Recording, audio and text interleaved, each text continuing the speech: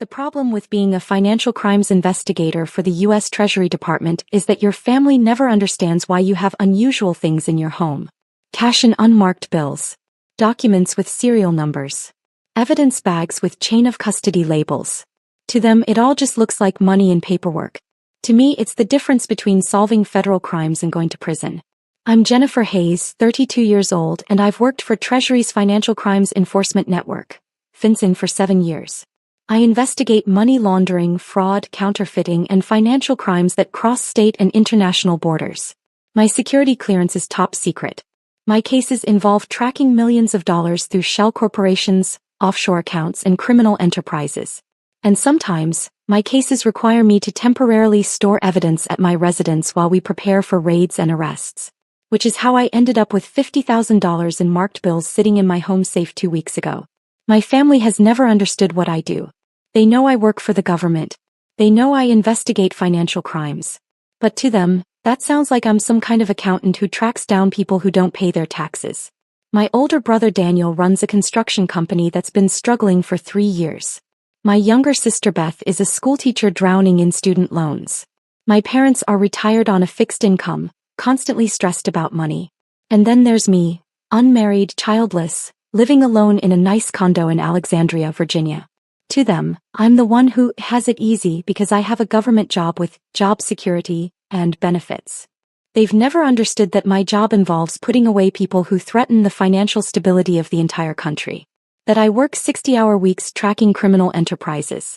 That I can't discuss my cases, my evidence, or the very real dangers involved in investigating people who move millions in illegal funds. 6 months ago, Daniel had started asking me for money. His construction business was failing. He'd lost 2 major contracts. Workers were threatening to quit over unpaid wages. Just a loan, he'd said over family dinner. $20,000. I'll pay you back in 6 months when this big contract comes through. Daniel, I can't, I'd said carefully. I don't have that kind of liquid capital available right now. That was technically true. My money was invested, tied up in retirement accounts, not sitting around for emergency loans. You work for the government, he protested. You make good money. You don't have kids or a mortgage. Where's all your money going? That's not really your business, I'd replied gently. But I'm not in a position to loan you that amount right now. Mom had frowned. Jennifer, your brother is in trouble. Family helps family. I understand that. But I genuinely don't have $20,000 to give him right now. Dad had shaken his head, disappointed. When did you become so selfish? I'd let it go. What else could I do? I couldn't explain that my savings were modest because I'd spent the last 2 years helping Beth pay off her student loans. Anonymously through a third party, because she would have refused if she'd known it was me. I couldn't tell them about the financial support I'd been quietly providing Mom and Dad for their medical expenses. I definitely couldn't tell them that most of my mental energy went into hunting down criminals who would kill to protect their illegal fortunes. So I just accepted being the selfish sister and moved on. 3 weeks ago, I'd been assigned to a major case. Operation Cascade. A massive money laundering investigation involving a network of car dealerships that were fronts for washing drug money. $12 million had moved through these businesses over 2 years, with sophisticated layering techniques that took us months to unravel. We were preparing for coordinated raids. Multiple locations. Dozens of arrests. But we needed evidence. Specifically, we needed marked bills from a controlled buy that would prove the connection between the drug money and the legitimate businesses. My supervisor, Agent Martinez, had called me on a Tuesday afternoon. Hayes, we need you to hold evidence at your secure residence for 72 hours. The evidence room is being renovated and we can't risk any chain of custody issues this close to the raids. What kind of evidence? 50,000 in marked bills. Currency used in the controlled buy last week. We need it secured until Friday when the raids execute. I'd hesitated. My residence is approved for evidence storage? You completed the certification last year. Your safe meets requirements. This is standard procedure.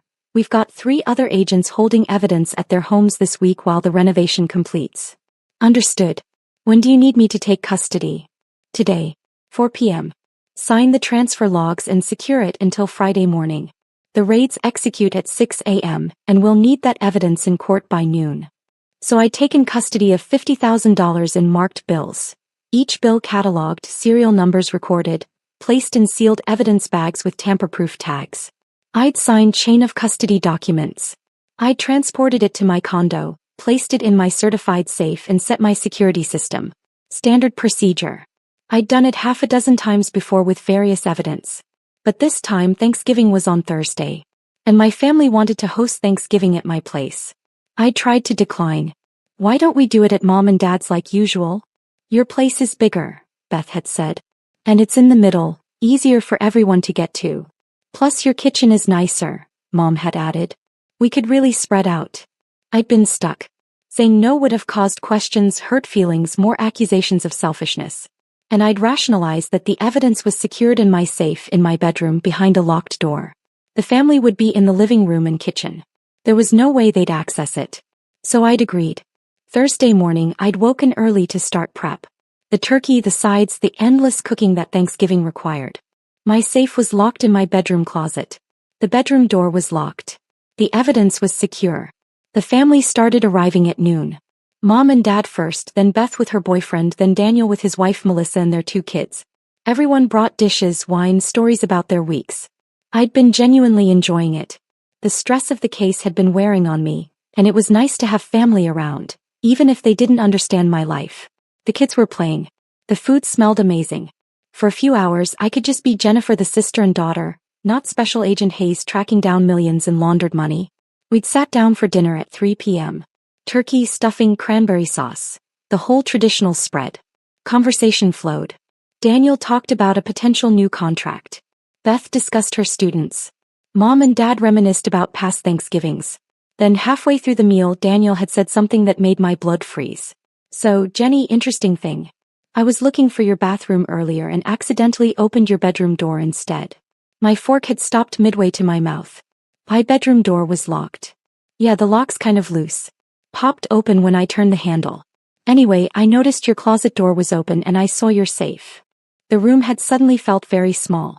You went into my bedroom? After finding the door locked. By accident, he'd said defensively. But yeah, I saw the safe. Big one. Professional grade. Made me curious about what you keep in there. None of your business, I'd said quietly. That door was locked for a reason, Daniel. Mom had frowned. Jennifer, don't be rude. Your brother was just making conversation. The conversation involves him entering my locked bedroom without permission and commenting on my personal property. Family doesn't need permission, Dad had said. What are you hiding that you're so defensive about? I'd taken a breath, trying to stay calm. I'm not hiding anything. I'm setting appropriate boundaries. My bedroom was locked. That should have been respected. Daniel had shrugged. Whatever. I'm just saying that's a serious safe. Government issue looks like. What's in there? Gold bars? Secret documents? It's none of your concern. Come on, he'd pressed. You're being weird about this. What's in the safe, Jenny? Daniel, drop it. But he hadn't dropped it. And that's when everything had gone wrong. Actually, Daniel had said, exchanging a glance with Melissa, I already know what's in the safe. My heart had stopped. What did you do? The safe code is your birthday, he'd continued. Same code you've used for everything since we were kids. Mom's birthday, then Dad's, then mine. Took me 3 tries. The room had started spinning. You opened my safe? We needed the cash more than you, Dad had said, and I'd realized he was part of this too. Found $50,000 in your safe. We borrowed it, Daniel had said quickly. Just temporarily. My business is going under, Jenny. I'm about to lose everything. I needed that money. I'll pay you back. Real family shares everything, Mom had added like she was teaching me a lesson in basic morality. I'd stood up, chair scraping loudly. You took money from my safe? When? Yesterday, Melissa had admitted. Daniel told me about seeing it. We came back while you were at work. We knew where your spare key was. All of you. I'd looked around the table. Who else was involved? Just us, Dad had said. Daniel told us about the money. We talked it over as a family. You weren't going to help your brother, so we helped him ourselves. With my money. With cash you had sitting in a safe, Dad had corrected. Not invested, not in the bank.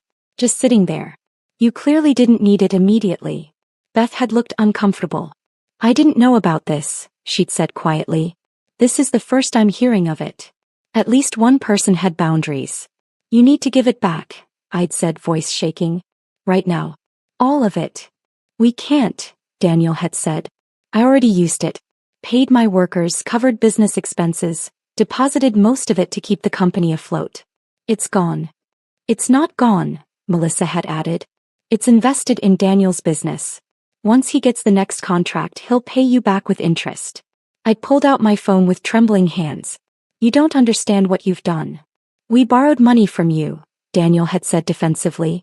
Yeah, without asking, but families do that. Stop being so dramatic. I'd opened my encrypted messaging app and sent an emergency code to Agent Martinez. Evidence compromised. Theft confirmed. Need immediate response team. The reply had come back in seconds. Location. Current status of suspects. My parents' house. No, wait. My house. With my family. Jesus Christ. Jennifer, who are you texting? Mom had asked. We're having a family dinner. I typed. My residence. Suspects are family members. Still on scene. Requesting guidance. The response. Secure the scene. Teams en route. 88 minutes. Do not let anyone leave. Nobody move, I'd said quietly. Nobody leaves this table. Excuse me. Dad had laughed. You don't give us orders. The money you took, I'd said carefully, wasn't mine. The laughter had died. What do you mean? Daniel had asked slowly. I mean, that was federal evidence. Marked bills from an active money laundering investigation. Every bill is cataloged with serial numbers. Every bill is tagged. And every single one is critical evidence in a case involving $12 million in drug money. The color had drained from Daniel's face. You're joking. I'm a financial crimes investigator for the U.S. Treasury Department. That money was in my custody as part of an official investigation. You stole federal evidence. You broke the chain of custody on a major case. And if you deposited that money, you just put marked bills into the banking system, which means we can track exactly where it went and what you did with it. Oh my God, Melissa had whispered. I need to know exactly what you did with that money, I'd said. Right now. Every detail. Where did it go? I paid my workers, Daniel had stammered. Cash payments.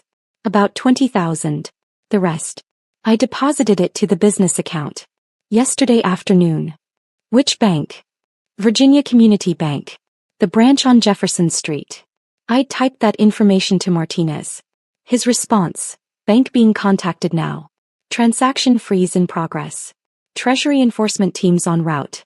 You're serious, Dad had said, realization dawning. That was real evidence? Yes. From an active case.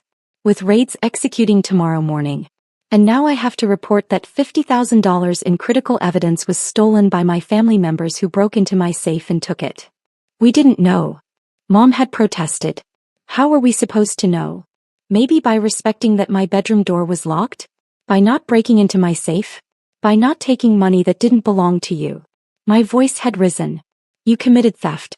Breaking and entering. Tampering with federal evidence. Obstruction of justice. Those are felonies. Plural. Beth's boyfriend had stood up. I think we should go. We weren't involved in this. Nobody leaves, I'd said firmly. Treasury enforcement teams are already en route. If you try to leave, that's fleeing the scene of a federal crime. Jennifer, you can't be serious about this, Dad had said. We're your family. Just tell them it was a misunderstanding. It wasn't a misunderstanding. It was theft. And now I have to explain to my supervisor and a federal judge how evidence in my custody was compromised because my family broke into my safe. Daniel had put his head in his hands. My business is finished. I'm going to prison. Yes, I'd said quietly. You probably are. That's when we'd heard the vehicles outside. Multiple vehicles arriving fast with sirens briefly whooping. The kids had started crying. Melissa had gone pale. Mom had grabbed Dad's hand. I'd walked to the door and opened it. 6 agents in Treasury enforcement jackets stood outside, hands near their weapons. Special Agent Hayes? The lead agent had asked. Yes. The suspects are inside. Family members. They've confessed to taking the evidence and depositing most of it in a bank account. I have the bank information. How much did they take? All of it. $50,000. About 20 went to cash payments. 30 was deposited yesterday. The agent had whistled low. That's going to be a nightmare to recover. Is the chain of custody completely broken? Yes. Multiple unauthorized persons accessed the evidence. Unknown time out of custody. Commingling with other funds. The bills are probably already dispersed through multiple transactions. The case. Likely compromised.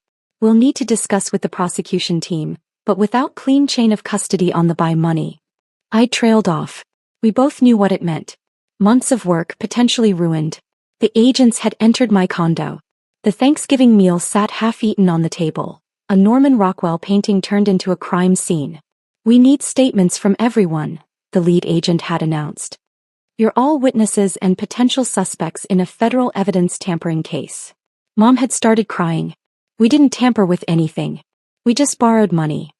You stole federal evidence, the agent had corrected. That's a federal crime. Who was involved in the theft? Just Daniel, Melissa, and my parents, I'd said. Beth and her boyfriend weren't involved or aware. They can go, but we'll need their contact information for statements. Beth had grabbed her boyfriend's hand and practically run from the condo. I didn't blame her. The agents had separated Daniel, Melissa, and my parents. Standard procedure for witness interviews. Each was questioned separately about what they'd done, what they'd known, where the money had gone. I'd sat in my kitchen with Agent Martinez, who'd arrived with the second wave of enforcement. Walk me through your security procedures, he'd said. I'd explained everything. The evidence transfer, the certified safe, the locked bedroom. I'd explained about Thanksgiving, about my decision to host, about my brother's unauthorized entry to my bedroom. And they had your spare key? Yes. I didn't know they knew where it was. Safe combination? Family birthdays. I know, it's a stupid combination. I thought being in my locked apartment was sufficient.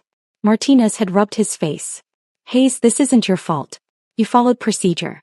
The safe was certified, the evidence was secured, you had no reason to expect family members would commit breaking and entering. But they did. And now the case is compromised.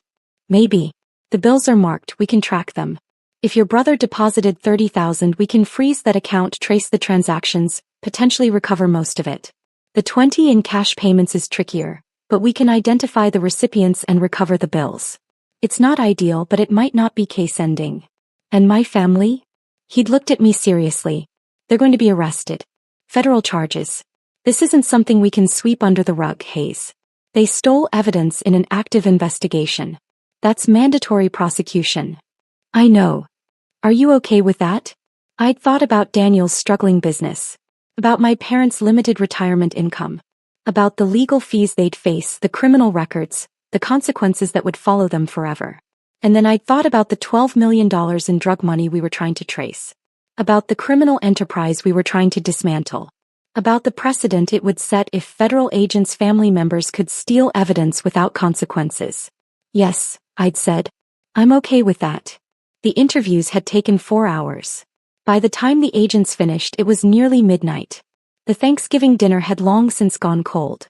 Daniel, Melissa, and my parents were arrested and taken into federal custody. Charges included theft of government property, tampering with evidence, and obstruction of justice. Bail was set at $100,000 each. Money none of them had.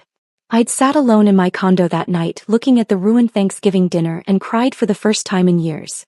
The next morning, the raids on Operation Cascade had executed as planned. But without the clean chain of custody on the marked bills, the prosecution was more complicated. We could still trace the money, still prove the laundering scheme, but the defense attorneys would have a field day with the compromised evidence. Agent Martinez had pulled me aside after the morning briefing. The good news is we've recovered about $42,000 of the $50,000. Your brother's bank account was frozen before he could spend most of it. We've identified most of the workers who received cash payments and recovered those bills. $8,000 is still unaccounted for, but we're working on it. What about the case? Prosecution thinks they can work with it.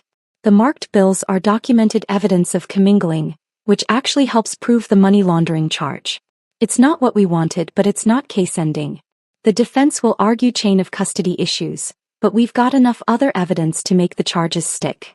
And my family? Your brother and sister-in-law are facing 5 to 7 years.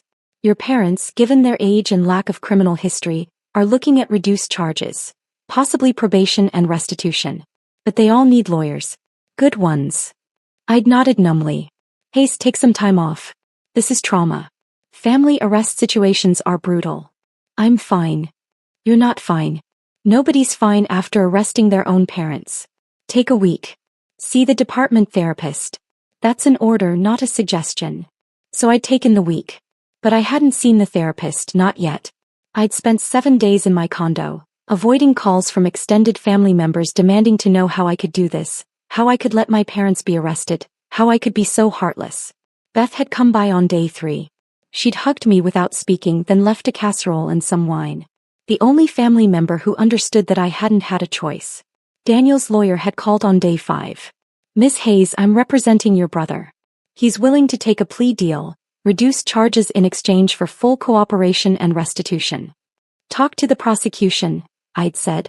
I'm not involved in plea negotiations. He wanted me to tell you he's sorry. He didn't understand what he was taking. That doesn't make it not theft. I know. But he wanted you to know. I'd hung up without responding. Mom had called from jail on day 6, collect call from the detention center. I'd almost declined it, but curiosity had won. Jennifer, please, she'd said, voice breaking. Help us. Talk to your boss. Tell them we didn't understand. You understood enough to know it was theft, I'd replied. You understood enough to plan it, break into my apartment, open my safe and take money that wasn't yours. We thought it was yours. It was in a government-certified safe in the home of a federal agent. What did you think it was for? We needed the money, she'd sobbed. Daniel's business is his whole life. We were trying to save him. By stealing federal evidence. Mom, do you understand what you've done? Not just to yourselves but to my case? To my career? I'm under investigation now because evidence in my custody was compromised. We didn't think. Exactly. He didn't think. You saw money and took it. And now you're in jail facing felony charges. Please, Jennifer. We're your parents. And I'm a federal agent who took an oath. That oath doesn't have an exception for family members. She'd cried until the call time expired. 3 weeks later, I sat in the prosecution's office while they outlined the plea deals. Daniel would plead guilty to theft of government property and obstruction of justice. 42 months in federal prison, followed by 3 years supervised release, and full restitution of $50,000 plus investigation costs. Melissa would plead guilty to conspiracy and accessory charges. 24 months in prison, supervised release and joint restitution. Mom and Dad, given their age and minimal involvement, would plead guilty to misdemeanor theft charges. No prison time but 3 years probation, $10,000 fines each and restitution payments. What about the case? I'd asked. Operation Cascade? Complicated but viable, the prosecutor had said. The defense is arguing chain of custody issues, but we're using the marked bills your family spent as evidence of money laundering, showing how easily drug money integrates into legitimate commerce. It's actually strengthening part of our argument. So my family's crime helped the case? In a weird way, yes. Doesn't excuse what they did, but there's irony there. I'd left that meeting feeling hollow. My family had committed crimes that both hurt and helped the case. They'd face years in prison or probation. And I'd been the one to report them, knowing exactly what would happen. The mandatory therapy sessions started that week. The department psychologist had specialized in law enforcement family trauma. How are you sleeping? She'd asked in our first session. Not well. Nightmares. No, just lying awake thinking about Thanksgiving dinner. Wondering if I should have done something differently. Like what? Not hosted. Kept the evidence at the office somehow. Better safe combination. Hidden the safe. Something. You followed proper procedures. Your family committed crimes. That's not your fault. They're still going to prison because I reported them. They're going to prison because they stole federal evidence. You did your job. Would you rather have covered it up? No, I'd said immediately. But I wish it hadn't happened at all. That's fair. But it did happen. And now you're dealing with consequences. Professional, personal, emotional. That's what we're here to work through. The sessions helped, eventually. Learning to separate my guilt from my responsibility. Understanding that I could grieve my family relationships while still believing I'd done the right thing. 4 months after Thanksgiving, Daniel and Melissa were sentenced. I attended the sentencing hearing. The prosecutor had asked me to as the investigating agent. The judge had been stern. Mr. Chin, you stole evidence from a federal investigation.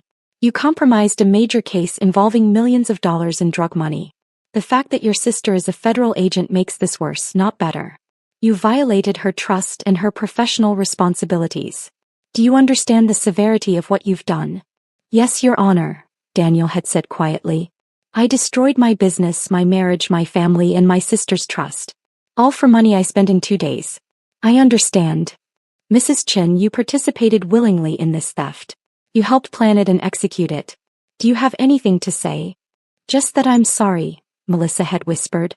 And that Jennifer tried to help us legally. We should have listened. The judge had handed down the agreed sentences. 42 months for Daniel, 24 for Melissa. They'd report to their designated facilities within 30 days. Mom and Dad had been sentenced separately, receiving their probation and fines with stern warnings about the consequences of violating probation. After the hearing, Daniel had approached me in the hallway. A marshal stood nearby. He was technically still in custody. Jenny, I don't expect forgiveness, he'd said. But I want you to know I understand now. What you do matters. The rules matter. And I'm sorry I didn't respect that before. Okay, I'd said simply. Will you visit? When I'm in prison? I'd thought about it. Really thought about it. I don't know, I'd finally said. Maybe. Eventually. But right now I need space. He'd nodded, eyes wet. I understand. Take care of yourself, Jenny. They'd led him away. Beth had found me in the parking lot afterward. You okay? Not really. Yeah. Me neither. She put her arm around my shoulders. For what it's worth, I think you did the right thing. I'm sorry it had to be you who did it. Thanks. Mom and Dad are furious with you. They think you should have covered for them. I know. I told them they were wrong. That they committed crimes and you did your job. I don't think they want to hear it, but it's true. Doesn't make it easier. No, Beth had agreed. It doesn't. But it's still true. 6 months after Thanksgiving, Operation Cascade concluded with guilty verdicts on all major charges. 12 defendants convicted of money laundering, fraud, and racketeering. The marked bills my family had stolen and spent became evidence that helped demonstrate how drug money moved through legitimate channels. The judge in that case had actually referenced my family's theft in his ruling. The fact that federal evidence could be stolen and immediately integrated into normal commerce demonstrates the very money laundering techniques this case prosecutes. Agent Martinez had brought me the news. Your family inadvertently helped convict the people we were investigating. That's got to feel complicated. Everything about this feels complicated. How are you holding up? Day by day. Therapy helps. Time helps. But I still wake up sometimes thinking about that Thanksgiving dinner. The one where you arrested your parents? Yeah. That one. He'd smiled sadly.